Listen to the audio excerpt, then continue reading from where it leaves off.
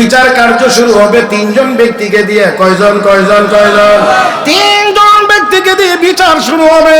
এর ভিতরে একজন হলেন শহীদ, 2 নম্বর একজন আলেম ও কারি, 3 নম্বর একজন দানবীর। একজন শহীদকে আমার আল্লাহ বলবেন, শহীদ রে তুই একলা শুধু জান্নাতে যাবে কেন? তোর আত্মীয় স্বজনের মধ্য থেকে 70 জন জাহান্নামীকে সুপারিশ করে জান্নাতে নিয়ে যা। নিয়ত খারাপ, নিয়ত খারাপ, নিয়ত খারাপ। মুহতারাম হাজির, তাহলে গলা কাটায় শহীদ হওয়ার মতো এত বড় আমল করার পরেও শুধু নিয়ত বেজাল থাকার কারণে জাহান্নামে যেতে হবে।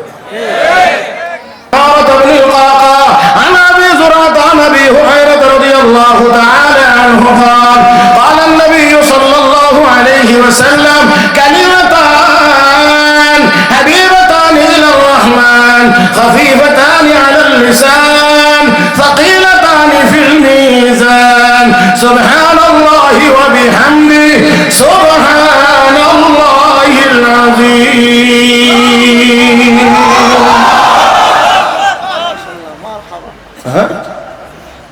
নিয়তের হাদিস দিয়া কিতাব শুরু, ওজনের হাদিস দিয়া। তার মানে হলো দুনিয়াতে নিয়ত ঠিক করে আমল করো, কিয়ামতের দিন ওজন বেশি হইবা। হ্যাঁ হ্যাঁ হ্যাঁ ঠিক আছে, তাহলে আমরা নিয়ত ঠিক করবো ইনশাআল্লাহ। ইনশাআল্লাহ কর, ইনশাআল্লাহ কর আমার ভাইরা। এই জন্য অনেকে অনেক বড় আমল করবে, অনেক বড়, কিন্তু হাশরের ময়দানে জিরো। আর অনেকে আমল করবে ছোট, কিন্তু হাশরের ময়দানে হিরো। অনেক ওজন অনেক বেশি। ইখলাস যত বেশি হবে আমল তত বেশি সুন্দর হবে, তত বেশি ওজনও হবে। মুহতারাম হাজির, এই জন্য আল্লাহ কয় হ্যাঁ আমাদের আমল কিন্তু ওজন দেওয়া হবে, ওজন দেওয়া হবে। আমার ভাইয়েরা, ওজনে যারটা সওয়াবের পাল্লা ভারী হবে তার ঠিকানা কোথায় কোথায় কোথায়? আমার ভাইয়েরা, তাহলে আসুন আমরা এখানে একটা কথা নিয়ে একটু আলোচনা করতে চাই। তাহলে এই আল্লাহ রাব্বুল আলামিন বান্দার আমল দেখবেন কার আমলটা বেশি সুন্দর হয়, আর সুন্দর হবে ইখলাসের কারণে। কথা কয় না, কথা কয় না। আর যদি নিয়ত ভালো না থাকে, যেমন আমাদের অনেক আমল আছে কিন্তু এই আমলের নিয়ত ভালো না। আমাদের অনেক আমল আছে কিন্তু এই আমলের নিয়ত ভালো না। পাবলিকরে দেখানি, অমুকরে দেখানি, তমুকরে দেখানি, হে আমারে কইতো। কথা বুঝেন নাই মনে হয়? হ্যাঁ, অনেক কায়দা কৌশল করে। আমার এক উস্তাদ একদিন বলছিলেন, এক লোক সকালবেলা রাস্তায় গিয়ে দাঁড়ায় বলতে আছে, আজকে তো এই রাস্তা দিয়া, এই নদী দিয়া যে বিশাল বড় একটা লঞ্চ গেছে রাত্র 2:30টার সময়। নদীর বারবারই আর কি এত বিশাল বড় একটা লঞ্চ, এই নদী দিয়ে তো এত বড় লঞ্চ আসে না। কথা আচ্ছা আপনি কেমনে দেখলেন? তো কথা ভাতিজা তাহাজ্জুদের লাগি যে উঠছিলাম, বুঝছেন না আপনারা? জি জি জি জি হ্যাঁ, এই জন্য এরকম বড় বড় আমলওয়ালার কথা হাদিসে আসছে। হাদিসে আসছে আল্লাহ নবী তাদের ব্যাপারে বলছেন যে তারা হাশরের ময়দানে কোন অবস্থার সম্মুখীন হবে। আমি লম্বা এক হাদিস আপনাদেরকে পড়ে শোনাইতে পারি যদি আপনারা বলেন ইনশাআল্লাহ। হ্যাঁ হ্যাঁ, মুসলিম শরীফের হাদিস, হযরত আবু হুরায়রা থেকে বর্ণিত। হযরত আবু হুরায়রা রাদিয়াল্লাহু তাআলা আনহু যিনি সবচেয়ে বেশি হাদিস বর্ণনা করেছেন, কিন্তু এই হাদিস বর্ণনা করতে গিয়ে হযরত আবু হুরায়রা তিন বার বেহুশ হয়ে গেছে। হাদিসের মর্ম অনুধাবন করতে পেরে তিন বার বেহুশ হয়ে গেছে। عن أبي هريرة رضي الله تعالى عنه قال قال رسول الله صلى الله عليه وسلم إن أول الناس يقضى عليه يوم القيامة رجل استشهد فأتي به فعرفه نعمه فعرفها قال فما عملت فيها قال قاتلت فيك حتى استشهدت قال كذبت ولكنك قاتلت لأن يقال هو جريء فقد قيل ثم أمر به فسحب على وجهه حتى ألقي في النار ورجل تعلم العلم وعلمه وقرأ القرآن فأتي به فعرفه نعمه فعرفها قال فما عملت فيها قال تعلمت العلم وعلمته وقرأت فيك القرآن قال كذبت ولكنك تعلمت العلم ليقال هو عالم وقرأت القرآن ليقال هو قارئ فقد قيل ثم أمر به فسحب على وجهه حتى ألقي في النار ورجل وسع الله عليه وأعطاه من أصناف المال كله فأتي به فعرفه نعمه فعرفها قال فما عملت فيها قال ما تركت من سبيل تحب أن ينفق فيها إلا أنفقت فيها لك قال كذبت ولكنك فعلت قال هو جواد فقد قيل ثم أمر به فسحب على وجهه ثم ألقي في النار أو كما قال عليه الصلاة والسلام. হযরত আবু হুরায়রা রাদিয়াল্লাহু তাআলা আনহু বলেন, আল্লাহ রাব্বুল আলামিন যখন সর্বপ্রথম বিচারকের আসনে বসবেননি? বিশ্বাস আসেনি? ও মুসলমান, আমার আল্লাহ বিচারকের আসনে বসবেন। বিচার কার্য শুরু হবে তিনজন ব্যক্তিকে দিয়ে। কয়জন? তিনজন ব্যক্তিকে দিয়ে বিচার শুরু হবে। এর ভিতরে একজন হলেন শহীদ, 2 নম্বর একজন আলেম ও কারি, 3 নম্বর একজন দানবীর। আওয়াজ করে বলেন, তিনজন ব্যক্তির নাম শুনলে, তিনটা টাইটেল আপনারা শুনলে খারাপ মনে করেন না ভালো কিছু মনে করেন? ভালো ভালো ভালো ভালো। শহীদ, আলেম ও কারি, দানবীর। আল্লাহ এই তিনজনকে আনবেন। প্রথম নম্বর শহীদ ব্যক্তিকে আল্লাহ বলবেন, এ বান্দা, দুনিয়াকে তোমাকে এত এত নিয়ামত দিয়েছিলাম। বলে, হ্যাঁ আল্লাহ অবশ্যই দিয়েছিলেন। এত নিয়ামত পাইয়া তুমি কি করে এসেছো আমার জন্য? অত্যন্ত সাহস করে বলবে, কাতালতু ফিকা হাত্তা উস্তুশহিদতু। ও আল্লাহ, তোমার রাস্তায় লড়াই করে জীবনটা কোরবানি দিয়ে এসেছি। আল্লাহ, এই কাজ করেই তো তোমার দরবারে হাজির হইলাম।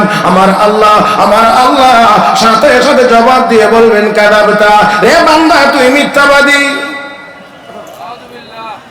কি উপায় হবে এখন? আল্লাহ বলেন, তুই মিথ্যাবাদী। ওয়ালাকিন্নাকা কাতালতানি আইয়ুকাল হুয়া জারিউন। রে বান্দা, লড়াই করেছিলে এই জন্য লোকেরা তোকে বড় বীর বাহাদুর বলবে। এই উপাধিটা পাওয়ার জন্যই তুই লড়াই করেছিলে, জীবন দিয়েছিলে। ফাকাদ কিলা, দুনিয়ার জীবনে তোকে লোকেরা বীর বাহাদুর অনেক বলেছে। যেই আশা, যেই নিয়তে তুমি কাজ করেছিলা, তোমাকে দুনিয়াতে লোকেরা বড় বাহাদুর বলেছে।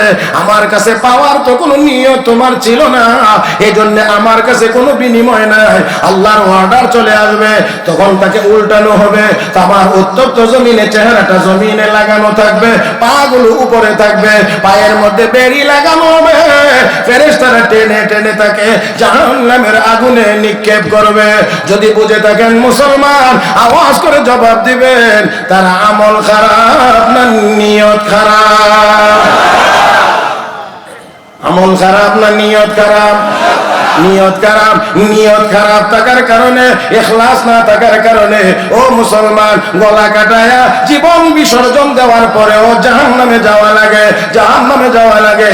অথচ শহীদ ব্যক্তি তো জাহান্নামে যাওয়ার কথা। জোরে কর।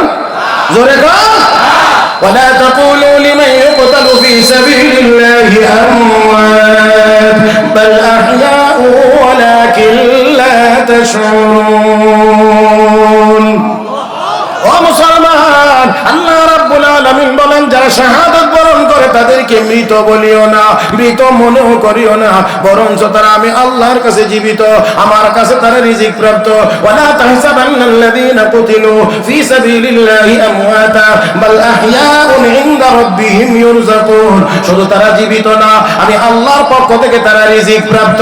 ইবনে মাজাহ শরীফের হাদিস, হযরত মিকদাম ইবনে মাদি কারাব থেকে বর্ণিত। আনিল মিকদাম ইবনে মাদি কারাবা রাদিয়াল্লাহু তাআলা আনহু قال قال رسول الله صلى الله عليه وسلم للشهيد عند الله 6 خصال يغفر له في أول دفعة ويرى مقعده من الجنة ويجار من عذاب القبر ويأمن من الفزع الأكبر ويوضع على رأسه تاج الوقار الياقوت منها خير من الدنيا وما فيها ويزوج 72 زوجة من الحور العين ويشفع في 70 من أقربائه. আল্লাহ নবী বলেন, একজন শহীদের জন্য 6টা পুরস্কার আছে। 1 নাম্বার পুরস্কার, শাহাদাতের সময় তার জিন্দেগীর সব গুনাহ আল্লাহ maaf করে দেন, জান্নাতের নমুনা তার চোখের সামনে আল্লাহ হাজির করে দেন। 2 নাম্বার পুরস্কার, কবরের আযাব maaf। 3 নাম্বার, হাশরের ভয়াবহ অবস্থা থেকেও তাকে নাজাত। 4 নাম্বার, তার মাথার আল্লাহ চকচকে ইয়াকুত পাথরের একটা মুকুট পরিধান করাবেন। একটা মতি, একটা ইয়াকুতের দাম আসমান জমিনের চাইতে বেশি। 5 নাম্বার পুরস্কার, 72 জন হুর দেওয়া হবে। 6 নাম্বার পুরস্কার, একজন শহীদকে আমার আল্লাহ বলবেন, শহীদ রে, তুই একলা শুধু জান্নাতে যাবে কেন? তোর আত্মীয় স্বজনের মধ্য থেকে 70 জন জাহান্নামীকে সুপারিশ করে জান্নাতে নিয়ে যা। তুই একা যাবে না, তোর সৌজন্যে আরো 70 জন দিলাম, যা। আর ওই উনি যাবে কোথায়? জাহান্নামে। আমল খারাপ, কথা বলতে হবে, আমল খারাপ, নিয়ত খারাপ, নিয়ত খারাপ, নিয়ত খারাপ। মুহতারাম হাজির, তাহলে গলা কাটায় শহীদ হওয়ার মতো এত বড় আমল করার পরেও শুধু নিয়ত বেজাল থাকার কারণে জাহান্নামে যেতে হবে।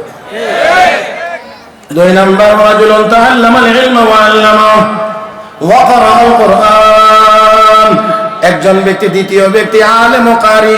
আল্লাহ রাব্বুল আলামিন বলবেন, বান্দা তোমাকে আমি এই নিয়ামত দিয়েছিলাম বলে, হ্যাঁ আল্লাহ দিয়েছিলেন। নিয়ামত পাইয়া কি করেছো? আল্লাহ ইলম শিখছি, 1 ইলম শিখাইছি, 2 কোরআন তেলাওয়াত করেছি। কত? 3টা নেক আমল, একটা না কিন্তু। ইলম শিখছি, এটার আলাদা মর্যাদা ফজিলত।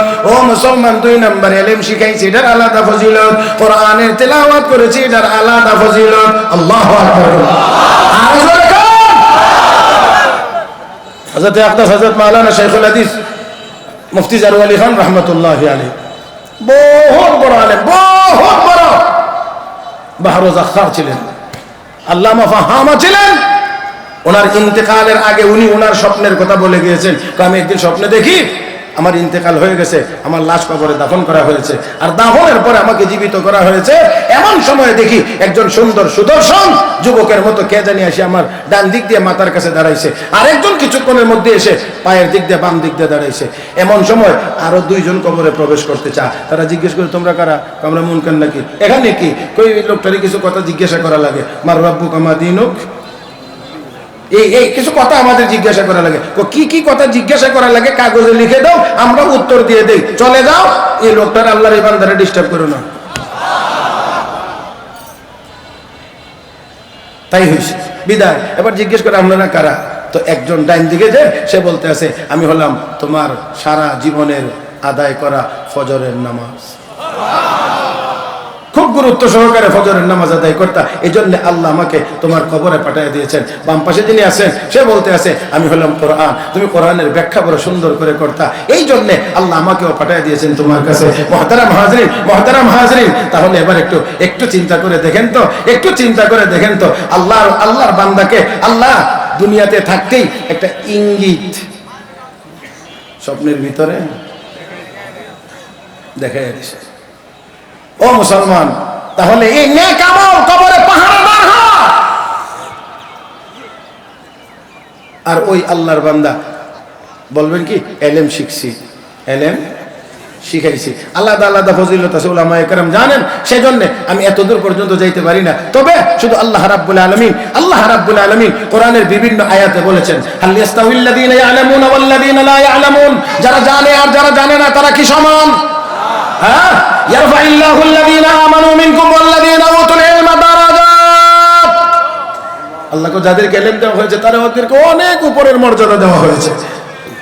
তো আল্লাহ বলবেন, বান্দা কি করেছো? আল্লাহ ইলম শিখছি আর ইলম শিখাইছি, তারপরে কোরআন তেলাওয়াত করেছি। রব্বে কারীম তাকেও বলবেন কাযাবতা, তুইও মিথ্যাবাদী। ওয়ালাকিন্নাকা তাআল্লামতাল ইলমা লিয়ুকাল হুয়া আলিমুন, লোকেরা তোরে বড় আলেম বলার জন্য ইলম শিখছিলে আর শিখাইছিলে। ওয়া ক্বারাতাল কুরআনা লিয়ুকাল হুয়া কারিউন ফাকাদ কিল, এরে বান্দা কোরআন তেলাওয়াত করেছিলে, লোকেরা তোকে বড় কারি সাহেব বলবে। সেই জন্য দুনিয়াতে আলেমও বলেছে, বড় হুজুর বলেছে, বড় মুহাদ্দিস মুফাসসির বলেছে, বড় বক্তা বলেছে, বড় খতিব বলেছে, অনেক যাকে চাইছিলে বলা হয়ে গেছে। আমার কাছে তো কিছু চাস নাই, আমার কাছেও তোর কিছুই নাই। যা বান্দা যা, জাহান্নামে যা। তাকেও উল্টানো হবে, পায়ে দেরি লাগাইয়া তাকেও জাহান্নামে নিক্ষেপ করা হবে। আওয়াজ করে বলেন মুসলমান, আমল খারাপ আছেন? আপনারা আসেননি মাঠে নাকি? আরো বলছি, ওই লোকটার কি আমল খারাপ না নিয়ত খারাপ? ও বন্ধুরা, তাহলে আসুন, এত বড় আমল করার পরেও নিয়ত খারাপ হওয়ার কারণে জান্নাতি না জাহান্নামী? الذي خلق الموت والحياة ليبلوكم أيكم أحسن عملا وهو العزيز الغفور.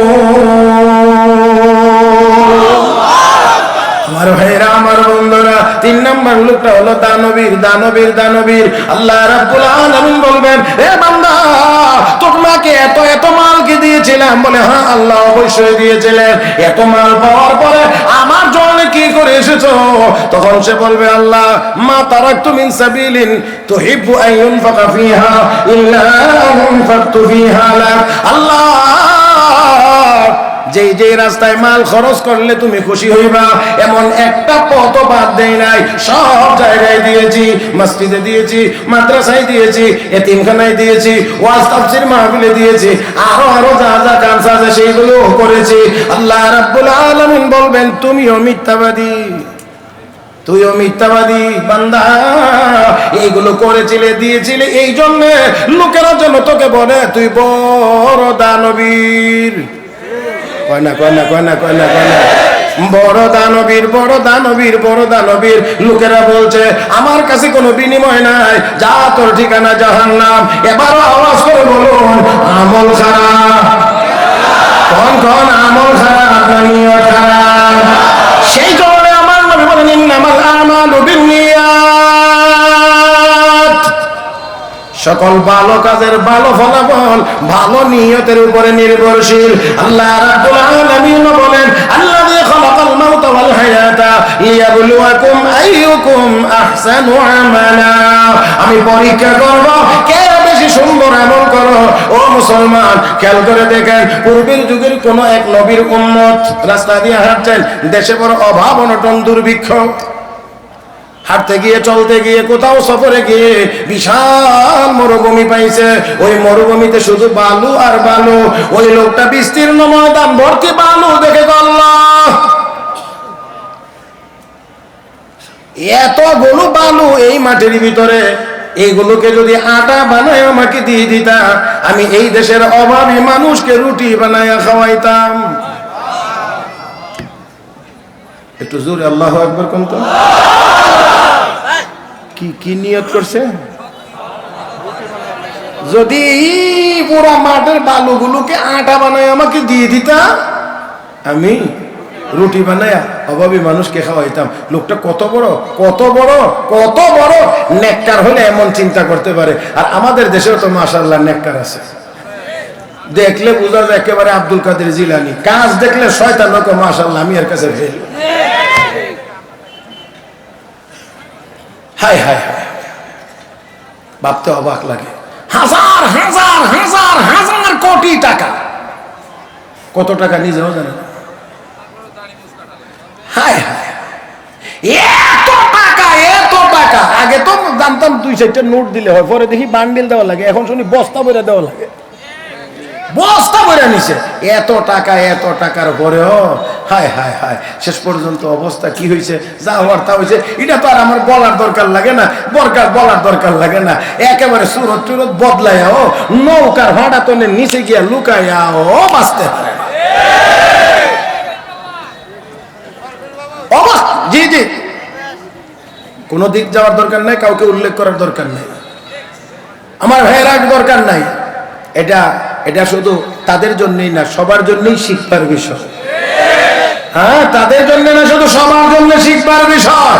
শুধুমাত্র শুধুমাত্র শুধুমাত্র শুধুমাত্র দুনিয়ার পিছনে দৌড়াইবে, দ্বীনের কথা চিন্তা করবে না, আল্লাহর হুকুম আহকাম মানবে না, নবীর তরিকার কথা চিন্তা করবে না, শুধু দুনিয়ার পিছনে দৌড়াইবে। শুধু এই লোক বেইজ্জতি না হয়ে পারে না, অবশ্যই হইতে হবে। আমার ভাইয়েরা, এই জন্যে দিন যদি মানুষের কাছে থাকে তাহলে দুনিয়া যতটুকু আসবে আর পাবে এটা সম্মানের সাথে পাবে। আর দিন যদি না থাকে তাহলে দুনিয়া পাইলেও সম্মানের সাথে পাবে না, অপমানের সাথে পাবে।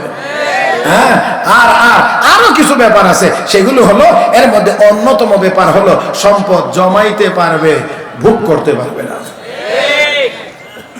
অনেকেই পারে না, অনেকেই পারে না। অনেক টাকার মালিক, অনেক টাকার মালিক, কিন্তু ডাক্তার সাহেব বলে দিচ্ছেন ওই বারডেম শরীফ থেকে যদি বাঁচতে চান, যদি বাঁচতে চান সকাল সন্ধ্যা রুটি খান।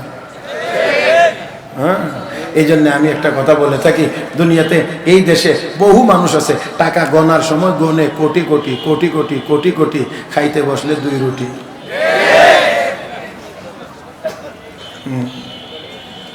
আল্লাহ রাব্বুল আলামিন বলেন, ومن أعرض عن ذكري فإن له معيشة ضنكا ونحشره يوم القيامة أعمى قال رب لم حشرتني أعمى وقد كنت بصيرا قال كذلك أتتك آياتنا فنسيتها وكذلك اليوم تنسى। আল্লাহ আমার জিকির থেকে, আমার ইবাদত থেকে গাফিল হয়ে যাবে, খান গুনাহে চলে যাবে, চলে যাবে। রব্বে কারীম কয়, তোর জীবনটাকে আমি আল্লাহ সংকীর্ণ বানায় দেব। এই সংকীর্ণতার এক ব্যাখ্যা হলো, যতই সম্পদ জোগাড় করিস না কেন ভোগ করতে পারবি না। তারপরে দুনিয়ার পিছনে দৌড়াইতেছি দৌড়াইতেছি দৌড়াইতেছি দৌড়াইতেছি দৌড়াইতেছি দৌড়াইতেছি, অন্ধের মতো চড়ছি, পাগলের মতো চড়ছি, অথচ দুনিয়া রেখে রেখে সবাই দুনিয়া থেকে বিদায় হয়ে যাচ্ছে, চোখের সামনে দুনিয়া ছেড়ে চলে যাচ্ছে। দুনিয়ার সাথে করে নিয়ে যেতে পারে না। বাদশা যুলকারনাইন সারা পৃথিবী শাসন করেছেন যারা, তাদের মধ্যে একজন, দুইজন মুসলমানের মধ্যে তিনি একজন। মুহতারাম হাজিরিন, সেই বাদশা যুলকারনাইন ইন্তেকালের সময় বলছেন আমার মরার পরে কাফনের কাপড় যে পরাইবা আমার দুইটা হাত খোলা রাখবা। বলে কেন? লোকেরা যেন দেখে শিক্ষা গ্রহণ করতে পারে যে বাদশা যুলকারনাইন সারা পৃথিবী শাসন করার পরে খালি হাতে কবরে যাইতে আছে,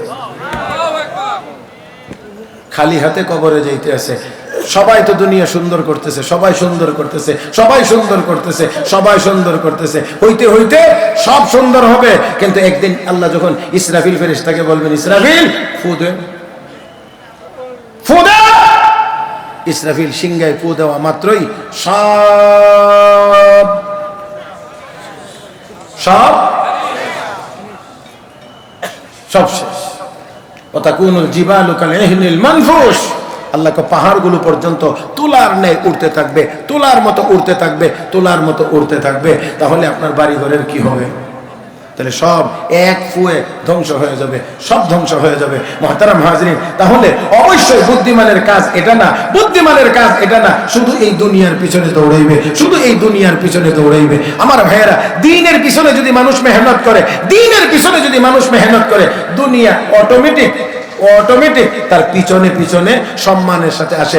একেবারে সহজে বোঝার জন্য বলতে চাই, এখান থেকে পশ্চিম কোন দিকে? এদিকে না, এদিকে। আপনি একটু খেয়াল করেন, বিকালবেলা আসরের নামাজের পরে আপনি যদি এই মাঠে, খোলা মাঠে এসে দাঁড়ান, সূর্যটা যদি দেখা যায়, তাহলে নিশ্চয়ই আপনি অনুভব করবেন আপনার ছায়াটা ওই দিকে অনেক দূর পর্যন্ত আগানো আছে। আপনার ছায়া, শরীরের ছায়াটা ওই দিকে আগানো। আপনি যদি এখানে দাঁড়ায় চিন্তা করেন, আমার মাথাটা দিয়ে দেখা যায় ওইখানে, একটু মাথাটা দিকে একটু ধরিত, বুঝাইতে পারছি না মনে হয়। আপনি আগাইবেন, আপনার মাথাও, আপনি দ্রুত গতিতে যাবেন, মাথাও দ্রুত গতিতে যাবে। দৌড়াইবেন, তার মানে কি কখনোই ধরতে পারবেন না। এখন কি করবেন? আপনি আবার একটু বুদ্ধি করে আপনি একটু কেবলামুখী হয়ে যান। তোর পিছনে আমি কেন দৌড়াইব? তুই ছায়া আর আমি আসল, আমি তোর পিছনে কেন দৌড়াইব? তুই আমার পিছনে দৌড়াইবি। আপনি আবার ঘুরে একটু কেবলামুখী হয়ে আল্লাহর দিকে মোতাওয়াজ্জহ হয়ে এবার একটু একটু করে হাঁটতে থাকেন। একটু একটু হাঁটার পরে মাঝে মাঝে এমনি একটু তাকায়া দেখবেন আপনার ছায়াটা আপনার পিছনে অসহায়ের মতো আসতেছে। আপনি আস্তে হাঁটবেন তো সে আস্তেই আসবে, আপনি দৌড় দিবেন তো সে দৌড়েই আসবে, আপনি দ্রুত গতিতে হাঁটবেন তো দ্রুত গতিতেই সে আসবে। আমার ভাইয়েরা, এক কথা, আপনি থাকবেন আপনার দিক, আল্লাহর দিক।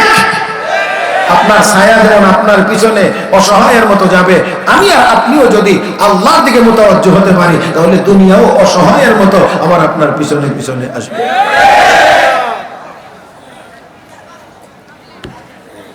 আমাকে কি একেবারে আনলিমিটেড লাগাই দিচ্ছেন নি? এখন কোনো ব্যবসা তো বুঝি না আপনারা।